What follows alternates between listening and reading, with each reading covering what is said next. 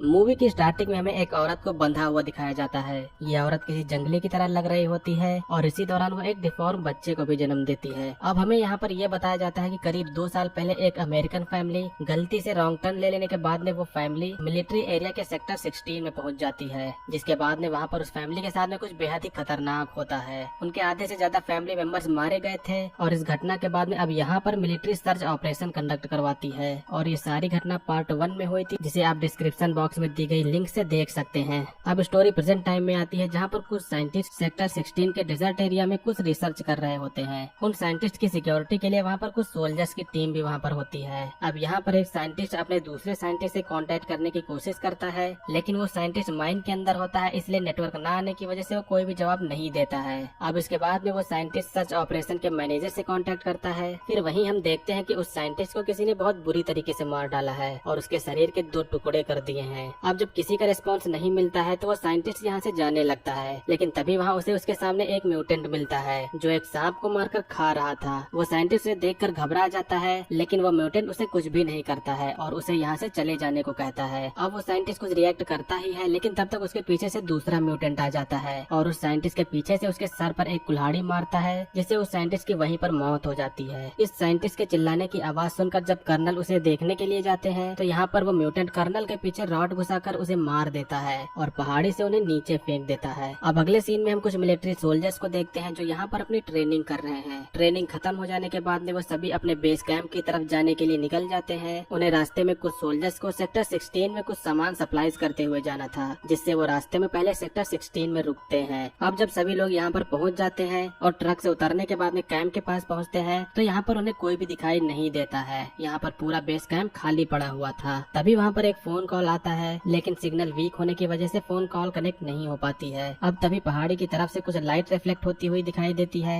इसे देखकर इन सभी को ये लगता है कि शायद वहाँ पर किसी को मदद की जरूरत है, जिससे अब ये सभी सोल्जर्स वहाँ पर जाने का मन बनाते हैं। अब यहाँ पर सार्ज अपने 2 सोल्जर्स को यहीं पर छोड़कर बाकी सभी के साथ में पहाड़ी पर सर्च कंडक्ट करने के लिए चले जाते हैं। अब इधर जो 2 सोल्जर्स बचते हैं, इनका नाम नेपोलियन और एम्बर होता है। इन दोनों को इस कैंप में यहाँ पर इसलिए छोड़ा गया था जिससे कि अगर यहाँ पर कोई आए तो ये दोनों लोग बाकी सभी लोग को इन्फॉर्म कर दे। इस तरफ सार्ज अपने सभी सोल्जर्स के साथ में आगे बढ़ रहे होते हैं, लेकिन तभी उनका एक टीम मेंबर एक गड्ढे में गिर जाता है। ये गड्ढा काफी गहरा था, जिससे सोल्जर की चोट लगने के बाद में अब वो चल नहीं सकता है। इसीलिए सार्ज उसे अब ऑर्डर देते हैं कि तुम कैंप में वापस चले जाओ। इधर कैंप में नेपोलियन टॉयलेट में फ्रेश हो रहा होता है, लेकिन तभी कमोड के अंदर से किसी का हाथ बाहर निकलता है। इसे देखकर नेपोलियन बेहद ही तेजी से डर जाता है और जल्दी से टॉयलेट से बाहर निकल आता है। अब जब एम्बर टॉयलेट में जाकर देखती है तो यहाँ पर टॉयलेट के अंदर एक आदमी होता है। वो दोनों लोग उसे वहाँ से बाहर निकालते हैं। ये आदमी एक्चुअली वही साइंटिस्ट था जिसको उन म्यूटेंट्स ने बुरी तरीके से जख्मी करके मरने के लिए टॉयलेट में छोड़ दिया है। इस आदमी की हालत यहाँ पर बहुत ही खराब हो चुकी थी। वो साइंटिस्ट सब कुछ बोलने की कोशिश करता है। वो कहता है कि वो लोग यहाँ हैं और बस इतना कहने के बाद में वो मर जाता है। ये देखकर दोनों सोल्जर्स काफी घबरा जाते हैं। तभी हम यहाँ पर देखते हैं कि उनकी गाड़ी को किसी ने आग लगा दिया है। वो अपने हथियार लेने के लिए आगे बढ़ते हैं, लेकिन किसी ने उनके हथियार भी उठा लिए होते हैं। ये देखकर वो दोनों लोग काफी डर जाते हैं। नेपोलियन इसके बाद में सार्ज से कांटेक्ट करने की कोशिश करता है, लेकिन एम्बर कहती है कि हमें यहाँ से जाना चाहिए। उस आदमी ने भी कहा था कि वो लोग यहाँ हैं। नेपोलियन अपने कमांडर का ऑर्डर मानते हुए यहीं रहना चाहता है, लेकिन एम्बर फिर अकेले ही यहाँ से चली जाती है। वो थोड़ी ही आगे जाती है तो उसे रास्ते में एक म्यूटेंट मिलता है। वो म्यूटेंट अब एम्बर के ऊपर हमला करने लगता है, जिसके बाद अब नेपोलियन उसे बचाने के लिए उसकी ओर दौड़ता है। ये म्यूटेंट एम्बर को मारने ही वाला था कि तभी वहाँ पर मिकी दूसरी साइड से म्यूटेंट पर गोली चला देता है और इसके बाद वो म्यूटेंट एक गड्ढे के अंदर चला जाता है। निकी अब एम्बर की ओर बढ़ने लगता है, लेकिन वहीं पास के दूसरे होल से वो म्यूटेंट निकलकर उस मिलिट्री ऑफिसर को होल के अंदर खींचने लगता है। अब उसे बचाने के लिए एम्बर और नेपोलियन मिकी को बाहर खींचने की पूरी कोशिश करते हैं, लेकिन वो म्यूटेंट मिकी को अंदर खींच ले जाता है, जिसके बाद में एम्बर और नेपोलियन बहुत ही ज्यादा घबरा जाते हैं। इधर ऊपर पहाड़ी पर सार्ज अपने बाकी सोल्जर्स के साथ में सर्च कर रहे होते हैं। तभी वहाँ पर उन सबको एक डेड बॉडी मिलती है।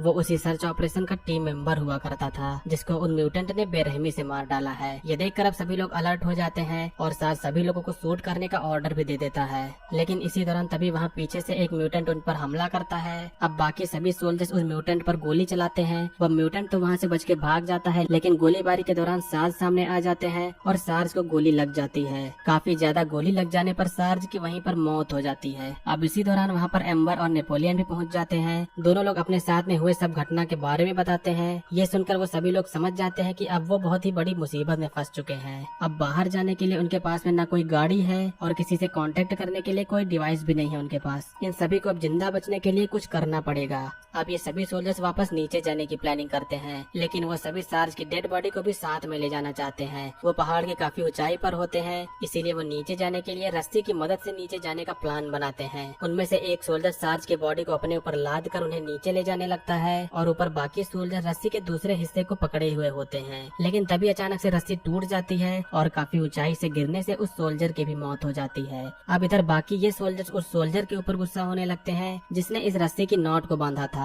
लेकिन तभी यहाँ पर ये पता चलता है कि रस्सी की नॉट खुली नहीं है, बल्कि किसी ने इसे काटा है। अब ये सभी समझ जाते हैं कि कोई इन सभी को मारना चाहता है। अब बाकी के बचे सोल्जर्स पहाड़ी से अपने आप को बचाकर नीचे उतर रहे होते हैं और तभी उन्हें रास्ते में एक सोल्जर दिखाई देता है जो कि बहुत ही बुरी तरीके से घायल था। अब ये सभी सोल्जर्स उससे पूछते हैं कि ये सब किसने किया है और वो साथ में उससे ये भी पूछते हैं कि हम यहाँ से बाहर कैसे निकल पाएंगे। जिसके बाद वो कर्नल जवाब देता है और वो कहता है कि यहाँ से बाहर जाने का सिर्फ एक ही रास्ता है और वो है माइन। लेकिन तुम सभी लोग यहाँ से जिंदा बच के नहीं जा सकते, क्योंकि वे म्यूटेंट जहाँ कहीं भी तुम लोगों को देखेगा वही तुम सभी को मार देगा। वो सोल्जर ये भी कहता है कि तुम लोगों को तो वो मार देगा मगर लड़कियों को अपनी ब्रीडिंग के लिए बचा लेगा। ये सुनकर नेपोलियन गुस्से से पूछता है कि हम लोग कैसे बचेंगे, जिसके बाद में कर्नल सिंपल बोलकर अपने आप को गोली मार लेता है। अब अगले सीन में हम देखते हैं कि एम्बर और मिसी अकेले बैठी होती हैं और तभी एक म्यूटेंट पीछे से आकर उन पर हमला कर देता है। लेकिन ये इन लोगों की एक प्लानिंग थी, जिसके बाद में वो सभी सोल्जर्स इस म्यूटेंट पर गोली चलाते हैं और इस म्यूटेंट की वहीं पर मौत हो जाती है। मगर सिर्फ एक को मारने से कुछ भी नहीं होगा,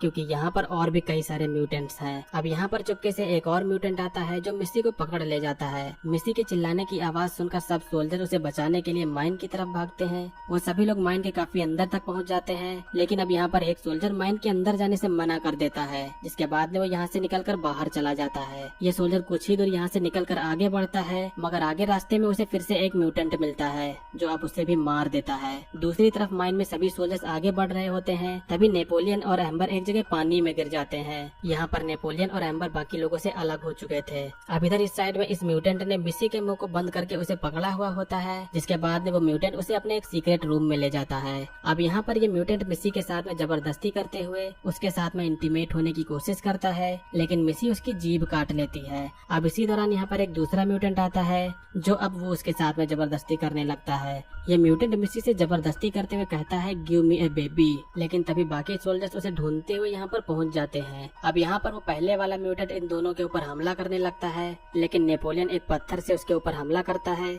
जिससे म्यूटेंट की मौत हो जाती है। अब तभी यहाँ पर एक अगला म्यूटेंट आता है जो कि अंधा था। वो इन दोनों को महसूस करते हुए इनकी ओर बढ़ता है, लेकिन एम्बर और नेपोलियन उस म्यूटेंट से बचने के चक्कर में एक बेसमेंट में गिर जाते हैं। इस जगह पर एक और म्यूटेंट पहले से मौजूद होता है और इस म्यूटेंट का नाम हंसिल होता है, जिसको हमने फिल्म की शुरुआत में देखा था। हंसिल म्यूटेंट एक गुड म्यूटेंट है जो वो इन दोनों से कहता है कि तुम लोग यहाँ पर सेफ हो। अब इधर बाकी सोल्जर्स भी आ रहे होते हैं, जिसको देखकर वो अंधा म्यूटेंट सब पर फायर करने लगता है, लेकिन वो दोनों सोल्जर्स वहाँ उस अंधे म्यूटेंट को मार देते हैं। जिसके बाद नेपोलियन उन दोनों सोल्जर्स को अपने पास बुला लेता है। अब हंसिल इन चारों सोल्जर्स को बाहर के रास्ते ले जा रहा होता है। रास्ते में जब वो दूसरे कमरे में जाते हैं तो यहाँ पर उन्हें बहुत सारी डेड बॉडीज दिखाई देती हैं। साथ में कई सारे इंसानों के कटे हुए पार्ट्स भी रखे होते हैं, जिनमें से कुछ तो इन्हीं के साथी भी थे। अब यहाँ पर एक सोल्जर पहले से ही घायल था, जिसकी वजह से उसकी डेथ हो जाती है। ये लोग यहाँ से बाहर निकल रहे होते हैं, मगर एम्बर मिसी को भी साथ में बचाने को कहती है। इनमें से एक सोल्जर मिसी को बचाने के लिए अंदर नहीं जाना चाहता है, जिसके बाद में नेपोलियन और एम्बर दोनों लोग मिसी को बचाने के लिए जाते हैं। अब यहाँ पर इस सोल्जर की नजर वहाँ पड़े हुए डायनामाइट पर पड़ती है। वो सोल्जर डायनामाइट को देखकर बहुत ही खुश होता है। वो इन डायनामाइट को उठाकर अपने साथ में ले जाने के लिए बढ़ता है, मगर ये भी उन म्यूटेंट्स ने एक जाल बिछाया था। जैसे ही वो सोल्जर आगे बढ़ता है, उसके पैर में एक वायर फंसता है और वहाँ पर एक बड़ा धमाका होता है और वहीं उस सोल्जर की मौत हो जाती है। इधर नेपोलियन और एम्बर मिसी को ढूंढते ढूंढते एक बेसमेंट की ओर पहुँच जाते हैं, जहाँ पर उनको एक सोल्जर के कपड़े पहने हुए म्यूटेंट मिलता है। वो म्यूटेंट इन पर हमला करने लगता है, मगर ये दोनों लोग उसे भी मार देते हैं। है। अब ये दोनों लोग अंदर जाकर देखते हैं, वहाँ पर मिसी को उन म्यूटेंट्स ने बांध कर रखा हुआ है। वो दोनों लोग जल्दी से मिसी को आजाद करके वहाँ से बाहर निकलते हैं,